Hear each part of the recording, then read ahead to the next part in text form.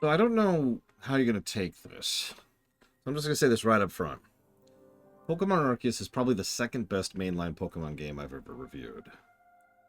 And by which I mean it is. And it might be my second favorite Pokemon game, period. It really should be my favorite, in all honesty, but it doesn't quite manage that because there's just too many flaws that drag it down. And that's a damn shame because the core of this game is so good. Narratively, it does something that is rare for me. It has a bunch of side quests, what I usually call secondary content. But that secondary content is actually narratively interesting. It fleshes out the setting, it fleshes out the characters, it adds to the atmosphere and vibe of these people in an environment in which Pokemon are not normal everyday things, but instead these weird, unusual things that they don't know much about. So they're still trying to learn about them, they're still trying to process them and how to deal with them. There's a lot of the old versus the new going on here. Most of the elderly people are people who are still like obstinately against Pokemon, whereas a lot of the more youth are getting used to an environment in which Pokemon are now becoming an everyday part of their life. And so we get a little bit of passing the torch, generational thing kind of going on.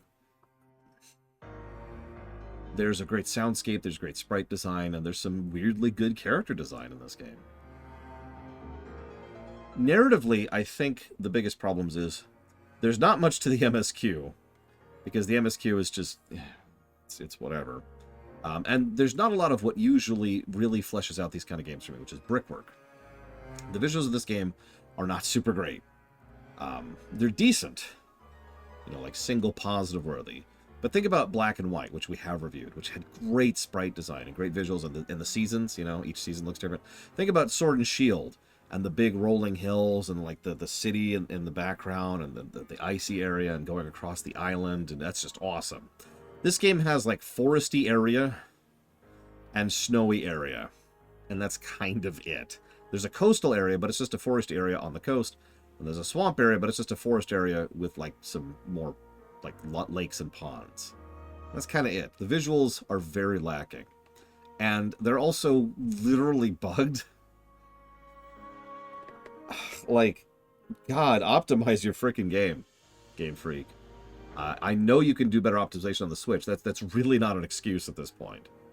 If I could see Tears of the Kingdom or Mario Odyssey or Doom Eternal or Civilization 6 or Witcher 3 or a dozen other examples I could come up off the top of my head of games that run just fine on the Switch, you can too. Lord knows you got the time and the money and the expertise available to you. But no. Unoptimized as hell. So the pop-in is bad, and the draw radius is bad. There's also frame rate loss as you're going through. There's literal stuttering in like some of the animations, and some of the terrain literally bugs out based on how you're standing on it. And the whole thing is just really, really distracting. But that doesn't detract from what the game does very, very, very well. It's the gameplay. In order to really get this point across, I'm actually going to talk about the negatives first, because there are negatives to this game. 26 of them. That's a pretty big number. Some of them are for the graphics issues I just mentioned. There's some audio spam issues. The controls are weirdly laid out, and there's no rebinding. So, it just, I don't know what they were thinking. Like, in several cases, you hit up, and then, oh god, I can't remember right now as I'm sitting here thinking about it. It's like up, and then A, and then R to access your quest log. Even though L and R are usually left and right. But no, in this case, you have to hit like X or something. It's not A, it's X in order to go over to the right. But then you hit R in order to keep going to the right. There's a lot of inconsistency on which buttons do what, depending on which screen you're in, and that's just not very well designed. There's not a proper search function for several aspects of the game, especially the inventory. And oh my god, having to pay to raise your inventory size is ridiculous. Also, the lighting is bad. I've never seen the lighting this bad in one of these games before. Like, the bloom is so bad, it's visually painful at times. Several times I would pause in the middle of something and go sleep until it's nighttime just so I could see what the hell was going on. That's not an exaggeration. The balloon races suck. There's some music issues. There's some really strange padding issues here and there. Just a couple, but they're there. There's also a couple of individual quests which really, really, really suck. And it's actually kind of it. Those are the negatives. Okay, why'd you decide to start with the negatives? Because I gave the game 110 positives to gameplay. Optimization issues aside, this is the best gameplay I have ever seen Pokemon be. And what's a shame is, near as I can tell, they got rid of all these amazing, amazing systems in Violet. Let's just go down the list here. So first of all, your Pokemon learn moves, but they have a move pool that they just have. They can also talk to a trainer to add to the move pool, but the point is they've just got a move pool. Anytime you're out of combat, you can just swap moves on the fly. That's awesome. That is functionally the equivalent of a respec and actually adds to build variety, because it means you can spec your Pokemon relative to what you need for a specific fight or a specific encounter, or even a specific challenge. Challenge is a good word, because the way that you fill out the dex is amazing. So you can see a Pokemon, which puts it on the number. You can catch a Pokemon, cool. That gives you access to the log of things you want to fill out. And now you're in combat here, you can see this log and say, okay, what do I need to do for this thing? By the way, just seeing a Pokemon on the overworld, you can hold down a button and say, okay, what do I still need for this exact Pokemon? Also, Pokemon are all visible in the overworld, and they interact with you and fight you as you're going through, but they're all completely avoidable, especially since you have really good mount design, which allows you to swap on the fly between which mounts you have at any given point in time, including the flying one and the water one. And they automatically swap depending on the needs of the situation. If you just ride into the ocean, you will immediately turn into the water thing. You can also mount and dismount instantly and freely in combat. All of this is on top of the fact that you have a fast travel system and the ability to do side quests in order to access more fast travel points in specific zones. Each zone also has subzones in it which are labeled, which helps you to find specific Pokemon all the better, or specific items or specific quests. And on top of that, you have to, as you're walking around, you'll be gathering all sorts of materials, which you can do by throwing your Pokemon at a thing, which will give it a little bit of experience, a little bit of happiness, and the actual materials that you just gathered. And then there's those materials which you can use to craft items, which will enable you to actually have access to more Pokeballs, which you're going to be using tons and tons of because you want to be catching Pokemon. But the catch mechanics are really solid, because it's not just throw a Pokeball and hope. They fiddled with the catch values, and so each Pokemon has a different state that it can be in, and it's visible on its icon. So as you're seeing the Pokemon around you can see how difficult it is to catch, or if it's actually impossible to catch him. If it's possible, you have to throw a Pokemon into a battle, and then you can start trying to catch it in the more traditional manner. This also ties into the stealth mechanic, which is weirdly solid. It is actually better designed stealth than Starfield. That's not a joke. One of the running gags we had during the entire run was how many things Arceus does better than Starfield, which, by the way, spoilers, is all of them. So you can stealth around and not be seen at all, and throw the Pokemon, which actually gives you an increased chance to catch it. You can also then sneak behind the Pokemon, hit them in the back, which gives an even further increased chance. Or you can throw out food in order for them to go look at, or a lure, or something to trap them, and then throw the Pokeball. There's a lot of mechanics and design and gameplay to just straight up catching Pokemon for pretty much the first time, and that's awesome. It's a major gameplay component this time around. Unlike Let's Go, which encouraged you to catch Pokemon but didn't really do anything with it, this game encourages you to catch Pokemon and makes it rewarding and fun and interesting, and it ties neatly into every other system. And that's what I want you to take away from this. I can keep going. There's a lot of synergistic systems. I wish I'd come up with that term, but someone in chat did. There's a lot of synergistic systems.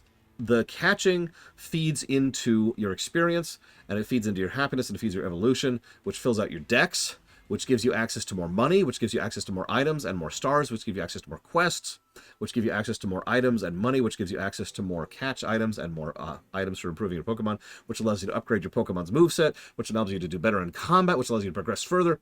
Everything builds into itself fluidly and perfectly. I've never seen a game do this level. I shouldn't say never. I can think of a couple. I have rarely seen a game that dovetails its own mechanics into itself so neatly. Everything you're doing is progressing what you're doing and is benefiting something else you're not currently actively doing. If your Pokemon are low level, going out and catching several Pokemon will help that twice. First, because you gain experience for capturing, which is one of the greatest ideas they ever had. And second of all, I know they didn't come up with that for this one. And second of all, as you catch tons and tons of Pokemon you don't need, you can release them, which gives you the grid items, which increases your effort values, which makes your Pokemon stronger. Also, effort values are retroactive, so you are not penalized for leveling your Pokemon the wrong way, like in, say, Breath of Fire 3 or KOTOR 1. So all of that's awesome. So catching benefits your Pokemon's overall stats and benefits their overall levels, which can also benefit their evolutions, which can give you more access to more Pokedex stuff, which gives you more stars, which gives you more money, which gives you more items. You get it. It all feeds into itself so beautifully. I never got bored. I didn't get bored the entire play. It's like a 60-hour game.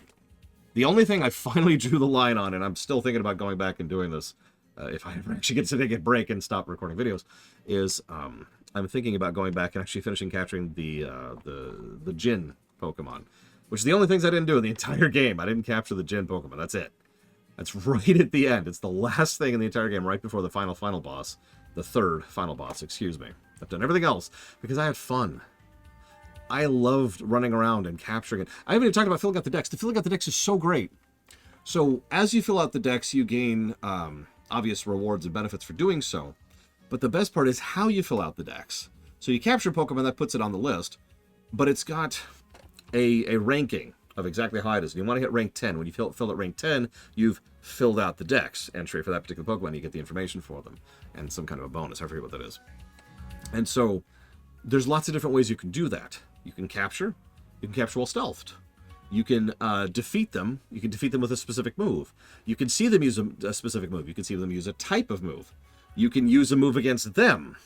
You can see them at this point in day or nighttime because there's a day-night cycle. You can, etc., etc., etc. And the best part is each of those Pokedex entries is manually designed to fit the Pokemon in question. So you're not going to get an entry for a Drifloon that says defeat these during daytime because they don't show up during daytime. And for the legendaries or the mythics or the otherwise uniques, you're not going to see anything that says capture a whole bunch. Instead, it's all going to be about what you use them in battle as. And, hey, I'm not even done. There's several things that are red flagged, and those things give you multiple points to float out the deck, so you can just focus on them. And you can decide, okay, I need to capture 2, defeat 1 at night, and see 1 using this ability. Done. And then you fill out the decks, and it's cool. And it's fun. It's interesting. It's gameplay. It's actual designed gameplay. This is on top of the fact that the combat is the best I've ever seen it in the Pokemon series. Now, it's the Pokemon series has always had very, very solid combat. 6 Pokemon, 4 moves is a great format, and I'm one of those few people who's actually really happy that they have not strayed from that because it allows for some tremendous build possibilities, especially in a game where you can swap your moves on the fly, like you can in this one, at least as long as you're out of combat. But no, they added 2 big things to combat. First, they added an actual initiative order. In traditional Pokemon, you go, then they go, and then you go, and then they go. All that changes in that is who goes first. We haven't actually talked about this a lot because it hasn't come up in most games we've covered, but there's actually multiple different types of turn-based gameplay. So traditional Pokemon is, oh God, what do they call that? It's like tennis. That's not the term. Ping pong. It's ping pong turn-based. In other words, what I just described. One side, one person goes, the other person goes, one person goes, the other person goes. There's actually some variants on this, too. For example, there could be ping pong initiative-based or ping pong speed-based. So, for example, let's say I've got 3 people, a speed 5, a speed 1, and a speed 20. So, I give all my orders, the enemy team gives all their orders, everyone gets their turn, but the guy with the 20 speed goes first, and then the enemies go, and then the 5, and then the 1. This is still ping-ponged, but the speed actually changes the order of events, and then I pick for my entire team. Dragon Quest does this, for example. But this does none of that. This is true initiative-based. You have an initiative and a speed, and you can affect that. The obvious speed of your Pokemon changes that, but it also can be changed by specific moves you use, like Quick Attack, for example, or any in-combat items or abilities you use to raise your speed. And, of course, the other big thing they added, which is the styles, Agile and Strong. This is a great idea. I really want to see them do more with. Agile means you go quicker with less damage and it costs more mana. And Strong means you go slower, hit harder, and cost more mana. It's a great way to use up extra mana to give a little bit extra oomph, and there's a lot of tactics with when to use which, when, and where. For example, if you really, really want to kill somebody, but you know you can't do it in one hit, you can see if an Agile will give you a double hit either now or further down the line, and then wait for that point, wait until you get the double hit, do the fast move to get the double hit, then do a regular move or even a strong move, because you're guaranteed the second hit now, and that'll finish them off. Just little stuff like that. I should also mention, this game is reasonably hard, which I really like. I know that sounds strange, but one of the things I have lamented about more modern Pokemon games ever since the 3DS stuff, I would say, especially Pokemon Oras, that was just, it's too easy. I love Pokemon Shield to death, but it's just too easy. I'm de-incentivized from engaging with so many of the mechanics of the game because I can just roll over everything with my starter. Can't do that in this game. Pokemon are mean, and their AI design is much better than I've seen it in a long time. So they're mean, they're smart, and occasionally the game likes to do a thing where you have one Pokemon, and they have 3. And their 3 are all active as part of a team at the same time, while you just have your 1 out. Which is an interesting way to increase the difficulty.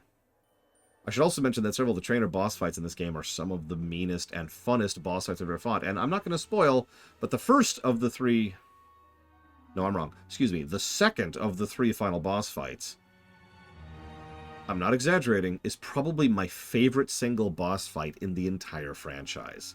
Again, I will not spoil, but it was pumped. It was action. I even had some warning for it, or rather, I predicted it was coming, so I was kind of prepping my team for it.